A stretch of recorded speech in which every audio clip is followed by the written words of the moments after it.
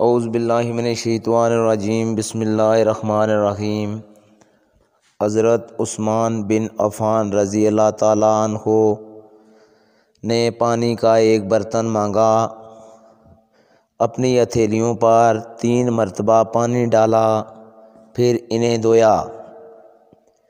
اس کے بعد اپنا دانا ہاتھ برتن میں ڈالا اور پانی لے کر کلی کی اور ناک صاف کی، پھر 3 بار اپنا چہرہ دھویا اور کنیوں تک 3 بار دونوں ہاتھ دھوئے، پھر اپنے سر کا مسح کیا، پھر پانی لے کر ٹخنوں تک 3 مرتبہ اپنے دونوں پاؤں دھوئے، پھر کہا کہ رسول اللہ صلی اللہ علیہ وآلہ وسلم نے فرمایا ہے کہ جو شخص میری طرح ایسا وضو کرے، پھر 2 رکعت پڑھے، جس میں اپنے نفس سے کوئی بات نہ کرے، تو اس کے گزشتہ گناہ معاف کر دیے جاتے ہیں۔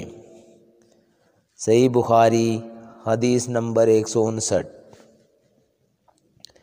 رسول اللہ صلی اللہ علیہ وآلہ وسلم نے فرمایا کہ جب بھی کوئی شخص اچھی طرح وضو کرتا ہے اور خلوص کے ساتھ نماز پڑھتا ہے، تو اس کے ایک نماز سے دوسری نماز کے پڑھنے تک کے گناہ معاف کر دیے جاتے ہیں۔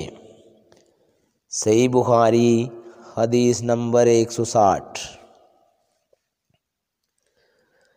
آپ صلی اللہ علیہ وآلہ وسلم نے فرمایا، جو شخص وضو کرے اسے چاہیے کہ ناک صاف کرے، اور جو پتھر سے استنجا کرے اسے چاہیے کہ طاق عدد یعنی 1 یا 3 یا 5 ہی سے کرے۔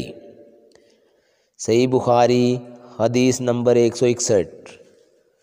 آج کی ویڈیو دوستو اتنی ہی، اگلی ویڈیو میں آپ لوگوں سے ملاقات ہوگی، تب تک کے لیے اجازت دیجیے۔ اللہ حافظ۔